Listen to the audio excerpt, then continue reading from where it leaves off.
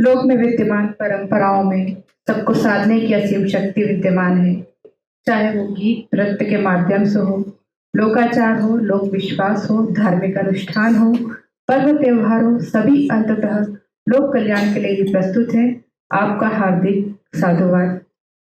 अगले वक्ता के रूप में मैं यहाँ सादर आमंत्रित कर रही हूँ आदरणीय श्री वसंत निर्गुणे जी को। आप जनजातीय संस्कृति, लोक परंपराओं, लोक साहित्य के अध्येता के रूप में जाना पहचाना नाम है। आपकी अनेक पुस्तकें आदिवासी लोक कला परिषद से प्रकाशित हुई हैं और अनेक राज्य स्तरीय राष्ट्रीय पुरस्कारों से आप सम्मानित हैं। आपका हार्दिक स्वागत है और आपके वक्तव्य के लिए मैं आपको सादर आमंत्रित कर रही हूँ आदरणीय वसंत निर्गुणे सर।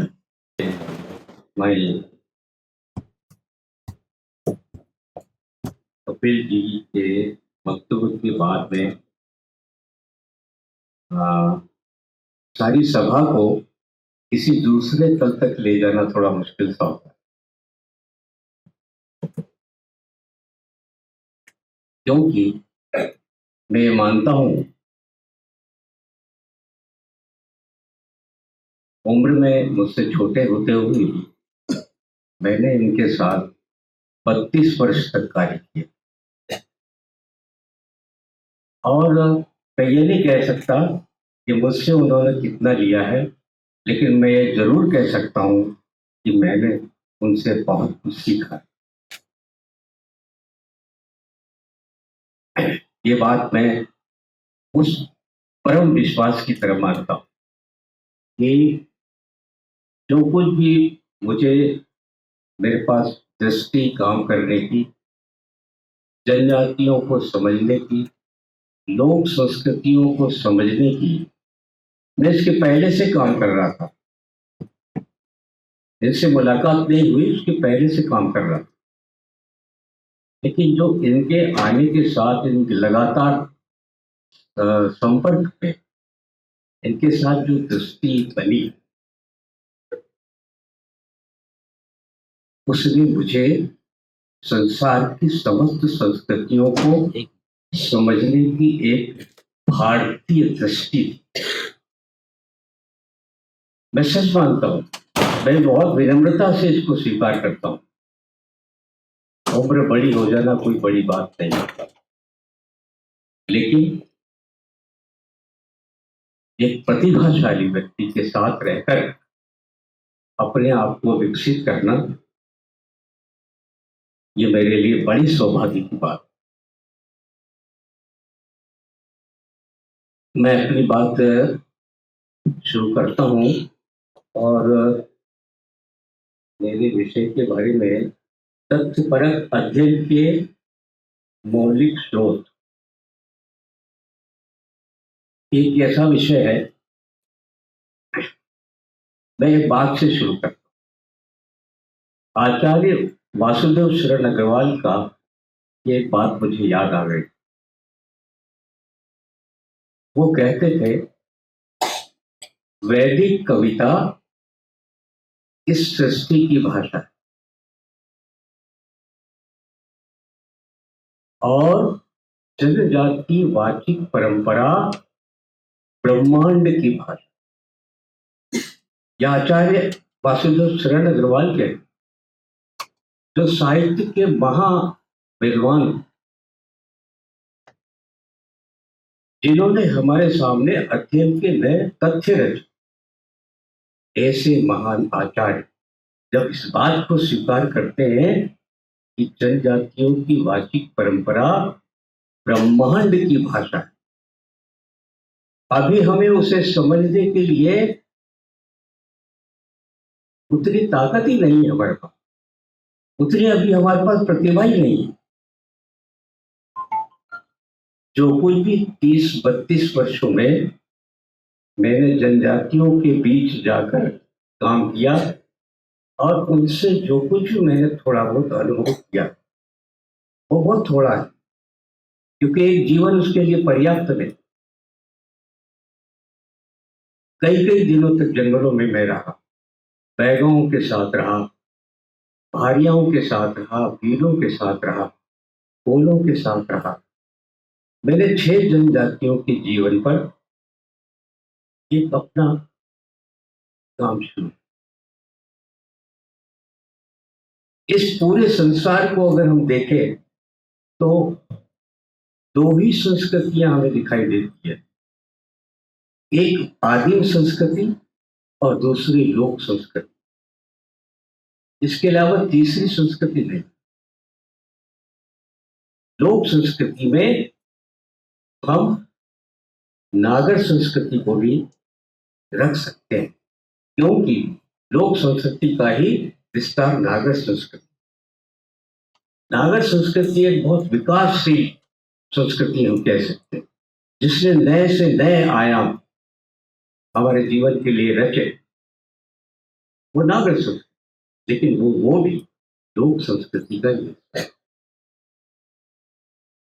विश्व में आप कहीं भी चले जाइए, 2 संस्कृतियां हमेशा हमारे सामने हो। आज भी हमारा 2 संसार 2 इन संस्कृतियों में बटा हुआ, और हम इन संस्कृतियों के साथ जो कुछ भी कर रहे हैं वो सबको मालूम है।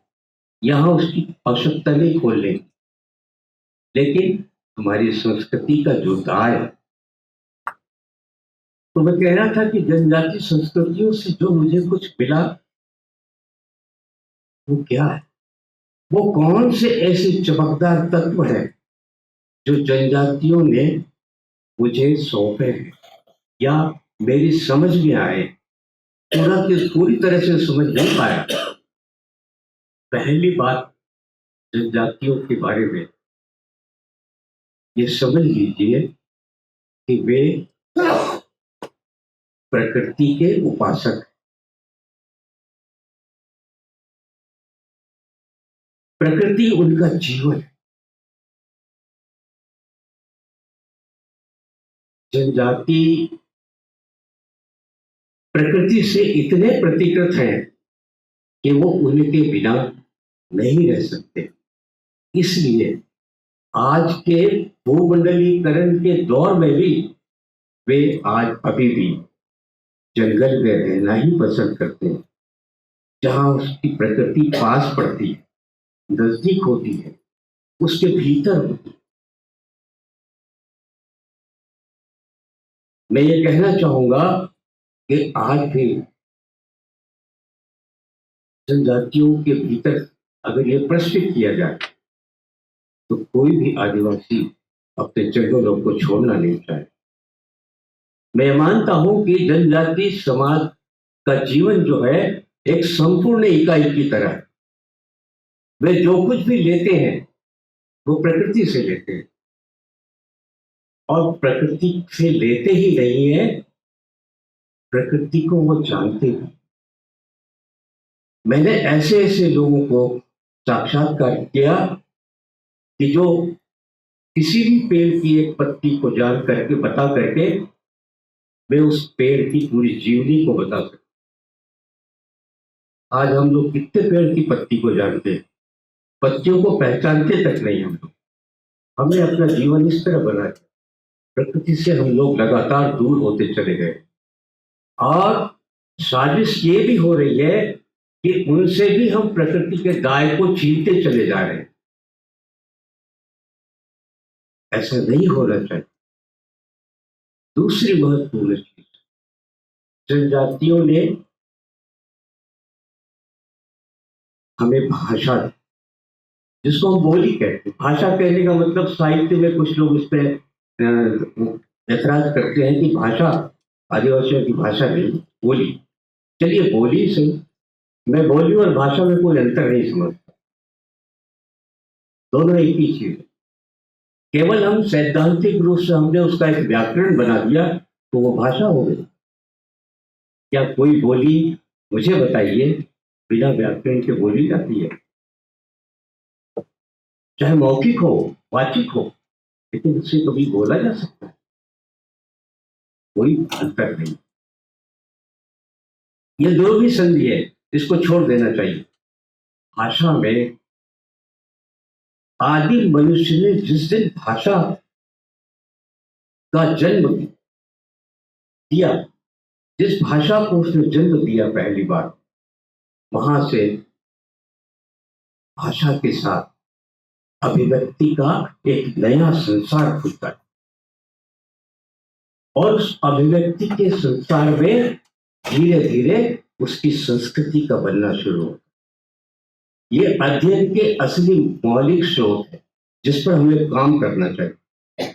कहां से उनकी संस्कृति है? आदिम मनुष्य की संस्कृति को जरा आप देखिए। मैं एक दो उदाहरण दूंगा क्योंकि समय कम है। जिस मनुष्य ने सबसे पहले आखेट युग में कुल्हाड़ी खोजी थी, उस कुल्हाड़ी का आकार आज तक नहीं बदला। जिस स्त्री ने सबसे पहले 3 चूल्हे पर आग जला करके रोटी बनाई थी, उस चूल्हे का आज और उस गोल रोटी का आकार आज तक नहीं बदला। ये किसकी देन है? ये उस आदिम संस्कृति की देन। जिस संगीत को, जिस नृत्य को, जिस चित्रकला को, जिस आइए सर स्वागत।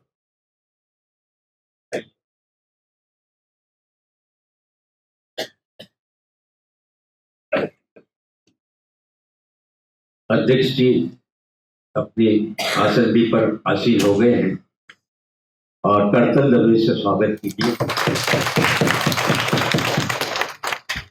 मैं अपना वक्तव्य जारी अपने तो मैं कह रहा था कि जिस आदिम मनुष्य ने कुछ यूनिवर्सल चीजों का जो आविष्कार किया या जो खोज की, उसका आकार प्रकार आज तक नहीं बदला। एक अनंत समय तक आदिम समाजों में लिपि की जरूरत नहीं पड़ी। उन्होंने भाषा तो खोज ली, भाषा बोली बना ली उन्होंने, और बोली बनने आप संसार में इतनी बोलियों की क्या जरूरत थी? एक ही बोली कोई बन जाती तो मनुष्य के लिए क्या कम होता? लेकिन नहीं, उसके साथ बोलियों के साथ उसका भूगोल काम करता है। जिस भूगोल में मनुष्य रहता था, उस भूगोल से एक दूसरी बोली का जन्म होगा। कभी कभी तो आश्चर्य होता है कि एक ही भूगोल पर कई बोलियों का जन्म हो जाता है। ये हमारे आदिम समाजों ने किया। बोली के साथ संस्कृति का दायर शुरू होता है, अभिव्यक्ति के साथ संस्कृति का दायर शुरू होता है। बोली ने हमें संस्कृति को रचने का अवसर दिया, और ये रचना क्या करती है? साहित्य में रचना का बड़ा महत्व है, लेकिन एक वो प्रकृति है जो बाहर की प्रकृति हो हमें दिखाई देती, जिसका रंग रूप हम रोज देखते हैं हमारी आंखों से, जितनी दूर तक देखते हैं। और एक भीतर की प्रकृति होती है जो मनुष्य के भीतर है। भीतर की प्रकृति क्या करती है? वो रचना करती है।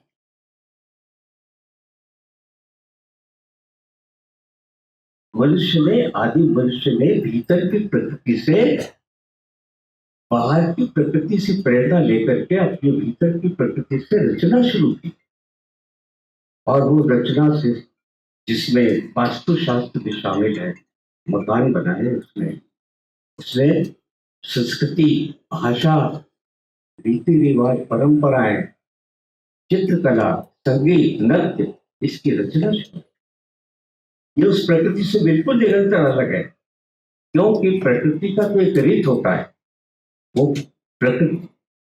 प्रकृति को जो रूप प्रारंभ में मिल गया, उसी को वो दोहराती रहती है। लेकिन हमारी भीतर की प्रकृति रचना करती, नई रचना करती। उसी में साहित्य भी है, उसमें कलाएं भी है, उसमें परंपराएं हैं। और मैं ये मानता हूं कि ये सारी कलाएं जो रचना है वो जीवन से ही उपजती है, और जीवन को ही वो समारोहित भी करती है। ये मैंने जनजातियों से,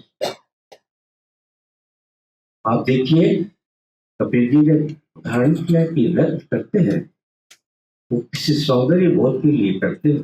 साहित्य उनका जो कुछ है किसी साहित्य के सौंदर्य बोध की समीक्षा के लिए नहीं होता, अपने लिए होता। इसलिए मैं कहता हूं कि जो उनकी परंपराएं थी, उनकी जो साहित्य कला संस्कृति की रचनाएं थी, उसने जीवन को संवारो, वह जीवन को संवारने का काम करता। इसलिए जीवन में संगीत, नृत्य और कला परंपरा की बड़ी परंपरा दिखाई देती, जो उसके भीतर की प्रकृति करती, मनुष्य के भीतर की प्रकृति करती है। बाहरी प्रकृति तो अपने रित में, अपने नियम में चलती रहती है। सुबह होती है, शाम होती है, वर्षा होती है, ठंड पड़ती है, गर्मी होती है, ये नियमित रूप से होता रहता। इसका रूप आज तक नहीं बदला।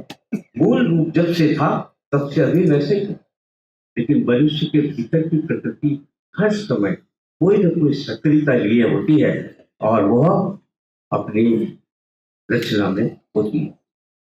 महत्वपूर्ण बात, दूसरी बात, जनजातियों का कोई धर्म नहीं होता।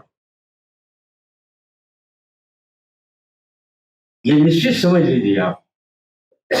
लेकिन इसका मतलब ये नहीं कि वो धार्मिक नहीं होते, ये धार्मिक होते हैं। उनके देवी देवताओं का, जैसे कपिल जी ने उल्लेख किया, उनका कोई आकार प्रकार नहीं होता। उनके देवी देवता किसी पेड़ में हो सकते हैं, किसी पहाड़ में हो सकते हैं, किसी नदी किनारे हो सकते हैं। यहां तक कि मैंने महसूस किया, एक आदिवासी जंगल में जा रहा था, मैंने पूछा कि तुमको जंगल में जाने में डर नहीं लगता? तो वो कहते हैं कि मेरे साथ, जब मैं जंगल में होता हूं तो मेरे साथ जंगल के देवता होते हैं। इतना बड़ा विश्वास है, उनको आस्था है किस तरह की। जंगल में जाएंगे तो बंजारी मां साथ में, रात में है तो रात मां ही साथ में, मृत्यु हो रही तो मन ही माता साथ में। एक देवलोक का बड़ा विस्तार और उनके कोई आकार प्रकार नहीं। बाद में भले ही कुछ आकार प्रकार ग्रहण कर लिए हो अन्य प्रभावों की वजह से, लेकिन उनके आज भी कोई आकार प्रकार नहीं है। वो अपने देवी देवताओं को सदैव अपने साथ लेके चलते हैं। और वे कहते हैं कि हम तो देवी देवताओं से बात करते हैं। आप किसी भी गांव के बुनिया ओझा से जाके मिलिए, वो देवताओं से बात करते हैं। कैसी है उनकी दुनिया, उसको समझने की जरूरत। और ये सब समझ मुझे जीवन में उन्हीं लोगों से मिली, उन्हीं के साथ रहने से मिली, उनके जीवन को देखने से मिली। तीसरी महत्वपूर्ण चीज,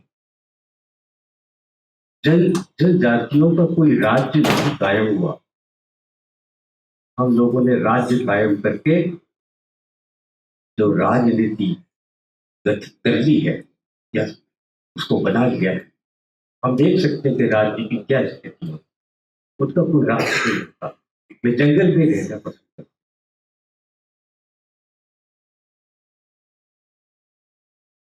चौथी महत्वपूर्ण बात यह है कि जनजातियों ने आज तक कोई महायुद्ध नहीं किया।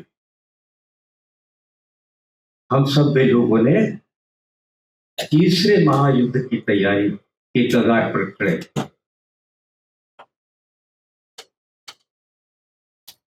ये दृष्टि जो है मुझे जनजातियों से मिली। बंबई में एनएसजी का एक प्रोग्राम था, उसका एक विषय था, बड़ा सुंदर विषय था। मैंने कपिल जी से आके कहा था कि बहुत सुंदर विषय है। उन्होंने ये विषय रखा कि क्या भविष्य में जनजाति संस्कृति भारतीय संस्कृति का आधार होगी, ये विषय था और उसका बीज वक्तव्य मेरा था। बहुत अच्छा विषय। हम लोगों को, मैं सोचता हूं, मेरी दृष्टि में हमें कभी न कभी उस आदिम संस्कृति की ओर फिर से लौटना पड़ेगा हमारी शांति के लिए, विश्व शांति के लिए, हमारे जीवन में सुख और आराम आने के लिए फिर से हमें जनजातियों के जीवन को की तरफ जाना पड़ेगा, तभी हमारा भविष्य सुरक्षित रहेगा। मैं सोचता हूँ ये मेरे मेरे मन की जो अवधारणा बनी, उससे मुझे लगता है मैंने इसको प्रतिपादित किया कि निश्चित रूप से उन्होंने कभी कोई बाहर युद्ध नहीं लड़ा। हम लोगों ने महाभारत से लगा के आज तक चौथे विश्व युद्ध तक की कगार पर खड़े हैं हम लोग। हम कहाँ जा रहे हैं, हम लोग कहाँ हैं? इसीलिए आदिम संस्कृति का जो अध्ययन है, उसके मूल स्रोत है, अध्ययन के जो मूल स्रोत है, इन चीजों को, इन जड़ों तक हमें पहुंचने की जरूरत है।